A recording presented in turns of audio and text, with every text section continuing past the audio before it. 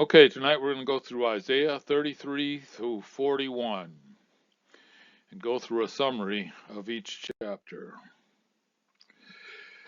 Isaiah chapter 33 moves from a prophecy of judgment against a treacherous oppressor, likely Assyria or a future Antichrist, to a vision of hope, security, and restoration for the righteous in Zion under God's rule. And that's looking again to the millennial kingdom, I believe. It says, "Woe to the destroyer." Verse 1. The chapter opens with a woe pronouncement against an unnamed destroyer or traitor who has wreaked havoc without facing consequences. The prophecy declares that this oppressor will eventually face the same destruction and betrayal that they have inflicted on others, highlighting the principle of divine justice. So God, he sometimes lets countries attack and punish Israel, but they always end up getting punished themselves, and and so that's God's justice. And a prayer for mercy and God's response. This is verse 2 through 6.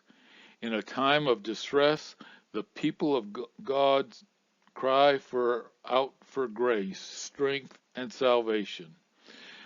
God responds with an assurance of his power and justice, promising to rise up and scatter the nations that oppose him. He doesn't oppose them, they're opposing him. And the Lord's presence provides stability, wisdom, and a rich store of salvation for his people.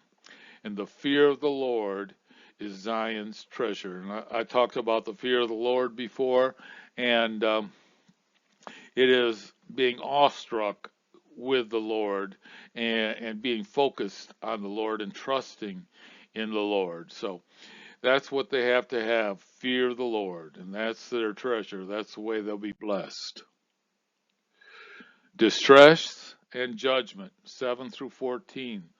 The land is depicted as desolate, with ambassadors of peace weeping and highways deserted, showing the extent of the crisis. Sinners in Zion become fearful, asking, "Who of us can dwell with the consuming fire? Who of us can dwell with the everlasting flames?" So that's a quote again from one of the verses there, but they had the consuming fire that came and destroyed them, but also you got everlasting fire they're going to have to deal with in eternity after this life. The righteous in security. The answer to the question of who can God endure God's holy presence is the one who walks righteously and speaks with sincerity, who refuses bribes and avoids contemplating evil. Such a person will be safe in a secure refuge with assured provision of food and water. So this is what we have problems with our leaders today, and a lot of people are taking bribes and contemplating evil, and what they need is integrity and a fear of the Lord. And the people who have this fear, that have this integrity, they're going to be blessed and graced out. The vision of future glory, and this is 17 through 24, the chapter concludes with a hopeful vision of a future Jerusalem, often seen as the New Jerusalem in its ultimate fulfillment. And so this is going to be the millennial kingdom and in the future. And the people will see the king in his beauty, referring to God and Jesus Christ is who's going to be the king, and live in a peaceful, secure habitation that cannot be moved. In this restored state, The former terrors will be gone. The lame will take their spoils, and most importantly, the people who live there will be forgiven of their iniquity, indicating a place free of sin and sickness. In essence, Isaiah 33 contrasts God's certain judgment on the wicked with his provision of salvation and a glorious, peaceful future for those who trust in him and live a righteous life. So those people that are trusting in themselves, they're not going to do good, or trusting in other people. But if they trust in God as their salvation and their Savior, that's how they had right relationship and could avoid the judgment. Okay, Isaiah chapter 34 is a prophetic oracle of God's universal judgment in an announcement of severe and total destruction upon all the nations hostile to his people, with a specific focus on the nation of Edom. This judgment is described in vivid apocalyptic imagery, symbolizing the certainty and the severity of God's wrath. And we're going to talk a little bit about Edom after we get done with this chapter, but remember, Edom were the people of Esau, and they always were at odds with the Jewish people. Key themes in summary: the universal judgment, 1 through 4. The chapter opens with a call for all nations and earth itself to listen to God's pronouncement of judgment. This is a global cosmic event where the host of heaven, stars, sun, and moon, will dissolve, and the sky will be rolled up like a scroll, indicating the magnitude of divine intervention. And I think this could happen more likely in the tribulation period before the millennial kingdom. The Lord's vengeance, 5 through 8. God's sword, a symbol of his justice and power, is depicted as being drenched in blood in the heavens before descending on Edom. And so it's figurative, and that there's going to be a lot of destruction. This is referred to as the day of the Lord's vengeance and the year of recompense for the people of Zion, where God avenges the wrong done to his people of Israel. And this, of course, could be in the tribulation, the 7 years of Jacob's trouble. Desolation of Edom, 9 through 15. Edom is singled out as an example of this total destruction due to its historical and persistent hostility towards Israel. Its land will be turned into perpetual wasteland where streams become pitch and the soil becomes sulfur, burning endlessly. This desolate land will be inherited by various wild animals and birds, such as owls, ravens, and vultures, with no human inhabitants remaining. It's going to be total destruction. Certainty of the prophecy, this is 16 through 17. The chapter concludes with an instruction to seek and read the book of the Lord, emphasizing that not one of these prophecies will fail to be fulfilled. This assures the permanence of God's word and the certainty of the described events. So this is where it kind of validates that all these prophecies that he's given are actually going to happen at a future time. And it's really, if you look at all the prophecies he has in this book, it is an amazing book. In essence, Isaiah 34 serves as a stark warning to those who oppose God and his people, highlighting the transient nature of a worldly power and the ultimate triumph of divine justice and righteousness. And so we don't want to be a country that's anti-Israel, because the Abrahamic covenant is still in in force. Blessed are those who bless you, and cursed are those who curse you. And so it's going to still apply to all the nations throughout history. So the Edomites, they descended from Esau. They were total rivals to the Israelites back in biblical times and always clashed over land in the rocky southern Jordan area. Around the 6th century BC, after the Babylonians wrecked Judah, Nabaean Arabs swooped in and took over their turf. The survivors got pushed west into southern Judah, where they morphed into the Edomians. Fast forward to the Maccabean era, John Hyrcanus forced them to convert to Judaism. In the 2nd century BC, they blended right in. Herod the Great was one of them, and by Romans times, they were pretty much assimilated and faded as a distinct group. So the people are still around, just nobody knows who they are anymore. So chapter 35 is a prophecy of hope and joy. They keep going back, judgment and joy, vividly describing the future restoration and transformation of the land and the people of God. It contrasts sharply with the judgment described in the preceding chapters, promising an era of salvation, peace, and renewal, ultimately pointing to the coming of the Messiah and the establishment of his kingdom. Key themes: the transformation of nature. The physical world will be miraculously renewed. The wilderness, deserts, and parched ground will become fertile, blossom abundantly, and will be filled with streams and pools of water, reflecting the beauty of lush regions like Lebanon and Carmel. And so this is going to once again be in the millennial kingdom, and every day is going to be weather like we had today, I believe. Healing and restoration. The people of God will experience complete physical and spiritual healing. The blind will see, the deaf will hear, the lame will leap like a deer, and the mute will sing for joy.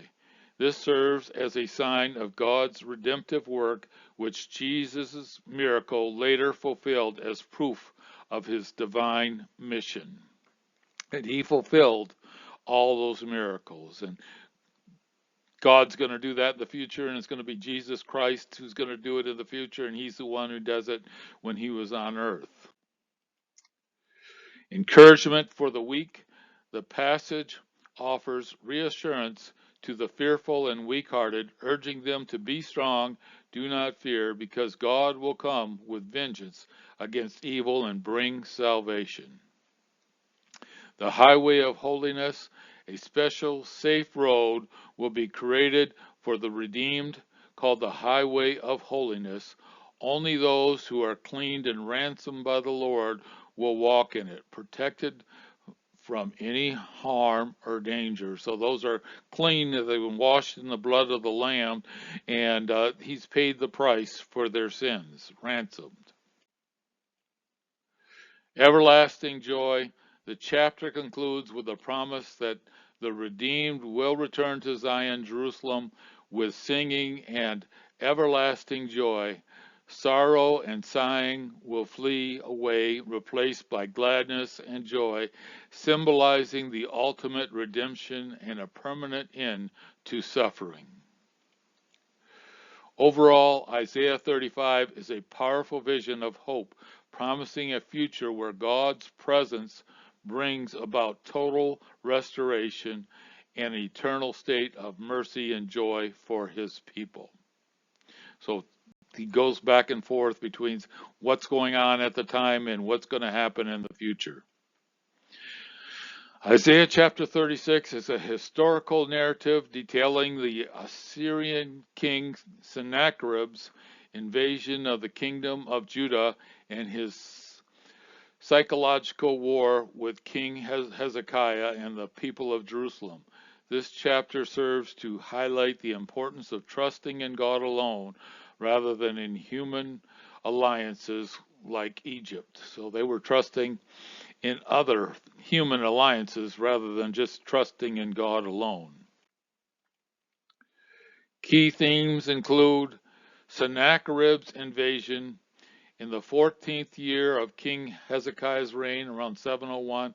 The Assyrian army, having already conquered many fortified cities of Judah, sends a large detachment from Lachish to besiege Jerusalem. The Rabshakeh's speech. A high-ranking Assyrian official, the Rabshakeh, a title, not a name, meaning field commander, stands near the city wall and delivers a defiant and intimidating speech in Hebrew language so that the people of the wall can understand. Mockery of Judah's allies. The Rasheba mocks Judah's reliance on Egypt, calling it a broken reed that will pierce the hand of anyone who leans on it. So he's got that right, but he wants them not to lean on them and to give in to him. But he's got it right, but they should be leaning on God. Challenge to faith in God. He challenges the people, trust in the Lord, claiming that Hezekiah's removal of high places and the altars for centralizing worship in Jerusalem has angered God. He even asserts that the Lord himself has commanded the Assyrians to destroy Judah. So this is all kind of psychological warfare is all he's doing there. Offer of surrender. The Rabshakeh attempts to demoralize the people further by promising them a peaceful relocation to a fertile land if they surrender, contrasting with the horrors of a siege, eating and drinking your own waste if they resist. So that's what he said would happen if they would resist. Silence and distress. Hezekiah's officials, Eliakim, Shebna, and Joel, remain silent throughout the speech as instructed by the king, rather than engaging in an argument overwhelming with grief and distress at the blasphemy. They tear their clothes and return to the king to report the Assyrians' word.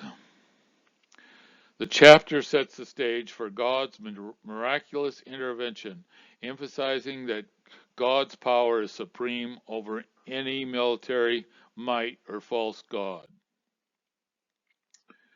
Okay, we're going to go on to chapter 37. Details the miraculous deliverance of Jerusalem and from the Assyrian army during the reign of King Hezekiah in response to his faith and prayer. The narrative highlights God's sovereignty over nations and power of turning to him in crisis, his sovereignty over everything. Key events in summary. Hezekiah seeks God. After the Syrian king Sennacherib's threat, King Hezekiah shows his distress and goes to the temple and pray. He sends representatives to the prophet Isaiah for guidance. So he's repenting. He's looking to the Lord for salvation and not going to send messengers to the Egyptians. Come help quick. So he's doing the right thing here. In Isaiah, prophecy of assurance. Isaiah delivered God's message. Hezekiah should not fear. God promises to make Sennacherib return to his land and be killed there. Sennacherib's renewed threat. Despite some setbacks, Sennacherib sends another letter to Hezekiah containing his threat and belittling the God of Israel. So they're mocking Jehovah God Almighty. Hezekiah, fervent prayer. Hezekiah takes the letter to the temple, spreads it before God, and prays passionately for deliverance, so that all the nations will know God is the only God. And this was tremendous act of faith that he did right now. And he knew that the Lord was his only solution. And he was brought to that point. God answered in intervention. Through Isaiah, God condemns Sennacherib's pride and assures Hezekiah that the Syrians will not attack Jerusalem.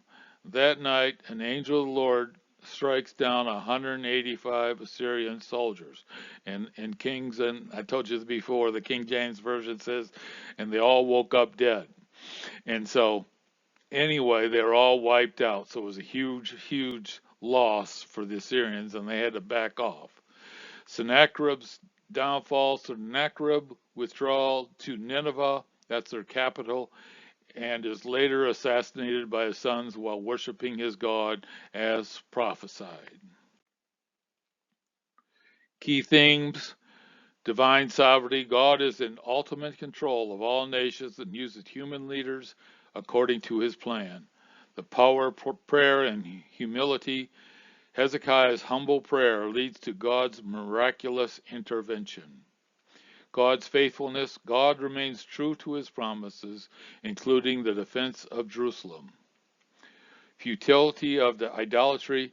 The chapter contains the power of the living God with the powerlessness of idols.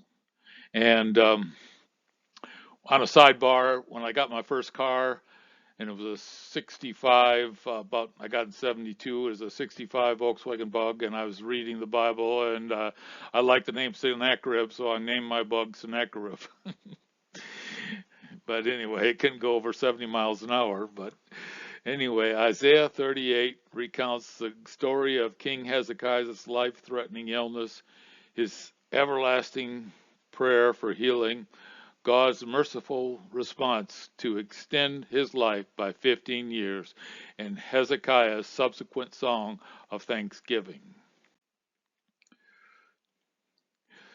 Hezekiah's illness and prophecy. Hezekiah was told by the prophet Isaiah that he would die from a serious illness and should prepare for his death, and it was imminent. Hezekiah's prayer. Hezekiah prayed sincerely to God, highlighting his faithful service and weeping. God's response and extended life. Before Isaiah left, God instructed him to tell Hezekiah that his life would be extended by 15 years and that Jerusalem would be defended against the Assyrians. The miraculous sign. As a sign, God caused the shadow of Ahaz's sundial to go back 10 steps at Hezekiah's request. And I don't have a theory on why this happened, what happened to the sun or whatever, but if you believe in in the beginning God created the heavens and the earth, you won't have a problem with this miracle. And it's in the Bible, so it's true.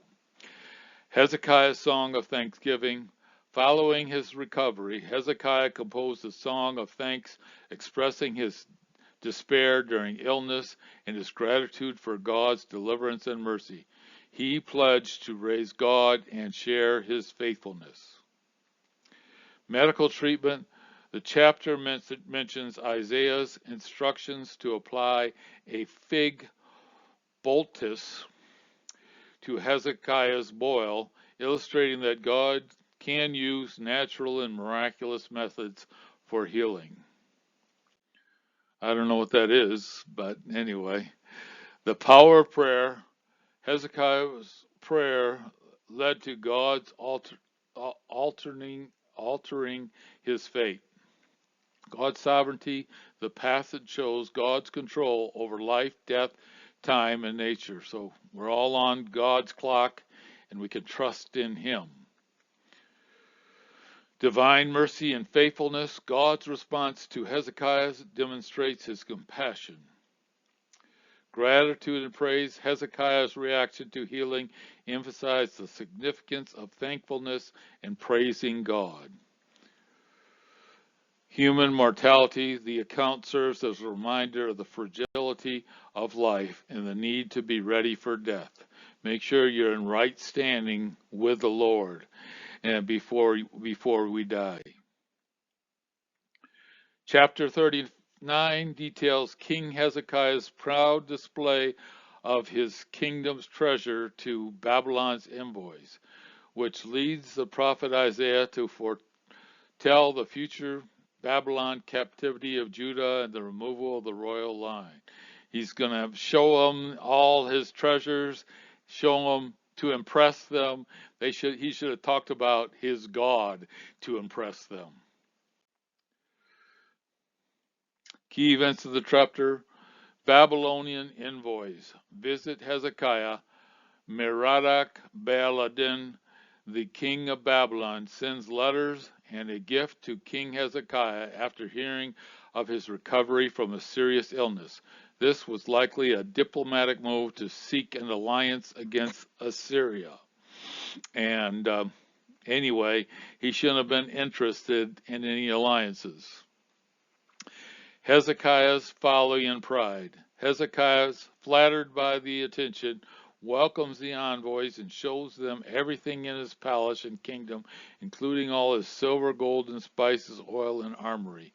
This action demonstrates his pride and misplaced trust in his material wealth and a potential human alliance rather than God. So his pride got back to him again, and they're going to pay the price. Isaiah's confrontation. The prophet Isaiah comes to Hezekiah and questions him about the visitors and what they saw. Hezekiah honestly admits that he showed them all his treasures. The prophecy of exile. Isaiah delivers a message from the Lord. All the treasures shown to Babylonians will be carried off to Babylon one day. This is a prediction by Isaiah, and this comes true in 386 BC.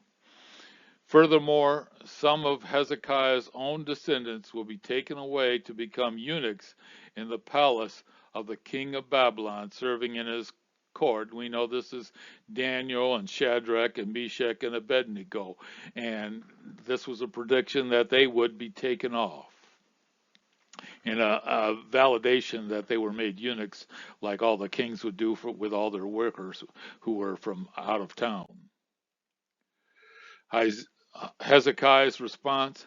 Hezekiah's response is one of humbled acceptance of God's judgment, but also a degree of self-centered relief that the consequences will not occur during his own lifetime, ensuring peace and security in his day.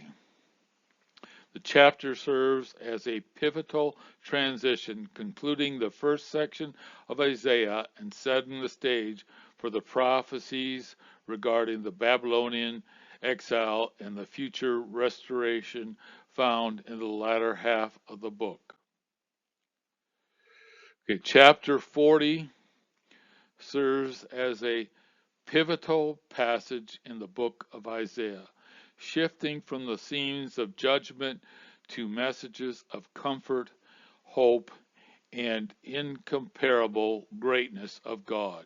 The chapter addresses to the Israelites facing exile in Babylon, aims to reassure them that their time of punishment is over and their salvation is imminent.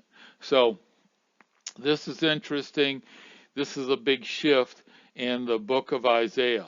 In chapter 1 through 39, we'll talk about it. They have themes of message of justice and judgment to message of comfort, hope, and greatness of God. And so anyway, also a little sidebar here. There's 66 books in the book of Isaiah, and interesting, this isn't divinely inspired, but there was a cardinal who did it around 1200, and he marked all the chapters and all the verses so it'd be easier to find things. But anyway, there's 66 books. There's 66 books in the Bible, and 39 in the Old Testament, and then at the 40th book in the Bible is the New Testament, and that goes for 27 chapters through Revelation. So this is, and a lot of people think Isaiah didn't write the second half because the second half is all different, but Jesus thought he wrote the second half, and we know he wrote the first half from the second verse, I believe. And anyway, so we know that that's an interesting sidebar. Yeah, a lot of people think he didn't write this part. Yeah. Key themes and summary: comfort and pardon, Isaiah 40:1 through 2. The chapter opens with God instructing his messengers to comfort my people. This message promises that Jerusalem hard times have been completed and that her iniquity has been pardoned, signifying an end to the period of suffering and the availability of God's forgiveness. And so that's the going to be once again at the end of the tribulation and the kingdom. Preparation for God's coming, Isaiah 43 through 5. A voice cries out in the wilderness to prepare the way for the Lord. An image of cleaning a royal highway for God's triumphal return to his people. This passage is identified in the New Testament as a prophecy referring to John the Baptist, who prepares the way for Jesus Christ. The fleetingness of humility versus God's humanity versus God's eternal word. 6 through 8. Human life in all its glory are compared to withering grass and fading flowers, emphasizing that their transient nature. In contrast, the word of our God stands forever, and that's a quote here, highlighting the enduring truth and the reliability of God's promises amid temporary human circumstances. God's sovereignty and incomparable power, that's 9 through 26 verses. The prophet emphasized God's majesty and omnipotence through rhetorical questions and vivid imagery. God is depicted as a creator who measures the oceans in the hollow of his hand and weighs the mountains on scales. The nations are as a drop in the bucket to him, and the futility of creating idols to represent the incomparable God is mocked. And so, says it all. God is infinitely powerful. He's infinitely above everything, and he's to be totally respected and honored, and you don't worry about anything else. Strength for the weary, that's 27 through 31. The people's complaint that God is unaware of their plight is addressed.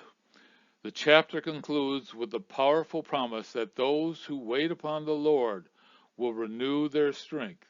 They will mount up with wings like eagles. They will run and not be weary, and they shall walk and not faint.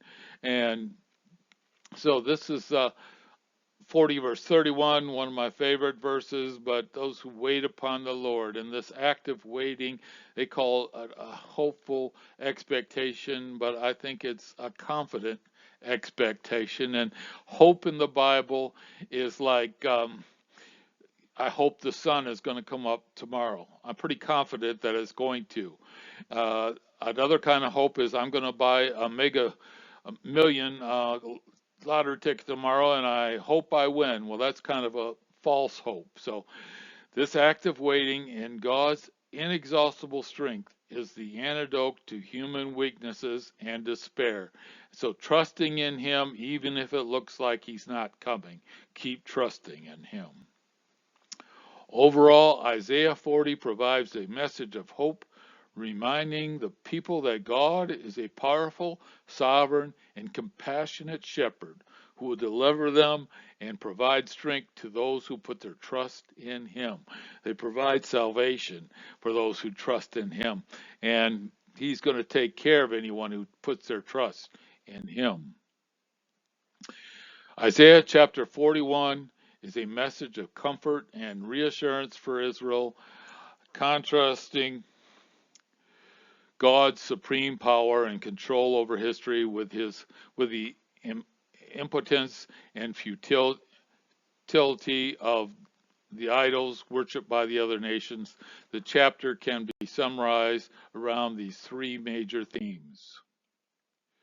God's sovereignty challenge, 1 through 7. The chapter opens with God's summoning the nations to a divine courtroom to present their case and renew their strength, i.e., gathering their best arguments. God points to the conqueror from the east, traditionally stood as Cyrus the Great of Persia. And we're going to talk about him, I think, in chapter 45, whom he has raised up to subdue the nations as proof of his control over world events. In contrast, the other nations are shown to be afraid and frantically encouraging each other to make and secure their powerless idols with nails to make sure they don't fall over, highlighting their worthlessness. So if you got to do that, they can't hold themselves up. Don't trust in them. God's assurance to Israel, 8 through 20.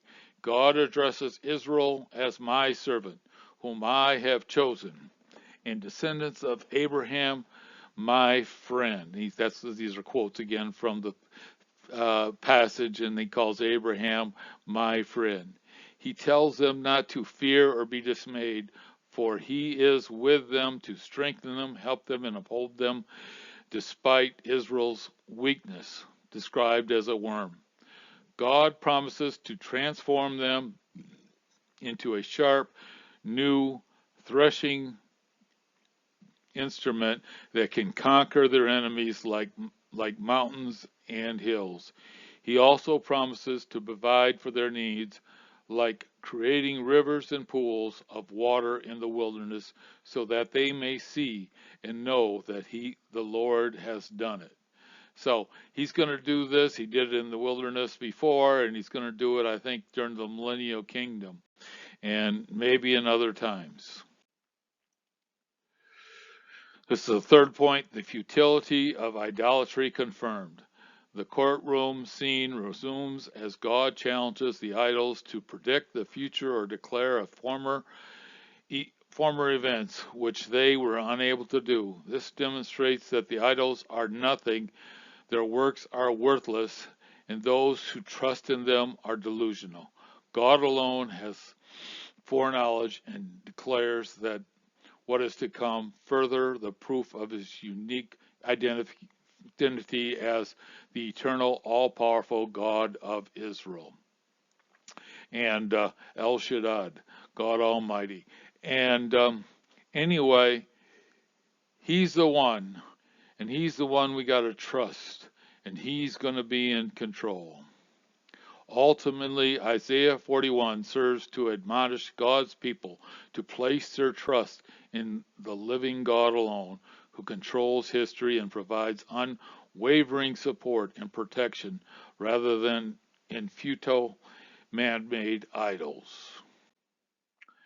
Okay, that was all the chapters we're going to go through. One verse I picked out, and it says, "Fear not, for I am with you. Be not afraid, dismayed, for I am your God.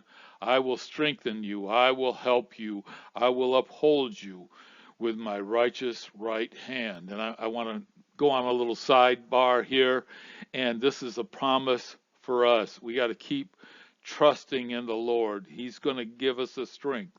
And as God requested, he says, watch the heavens and be prepared for end times. And I'll tell you the truth, I think around the 9th of November, there could be all the things seem to be lined up for something big to happen maybe on the earth. I don't know if it's going to be his second coming, but there could be earthquakes or something big like that, from what I would educated guess. And also I think maybe in winter solstice around the 21st of December. So anyway, but we don't have to fear. We got God with you. Don't worry about it. God's in control. And then they say, what about the aliens come over here? Don't be afraid, for I will strengthen you and help you.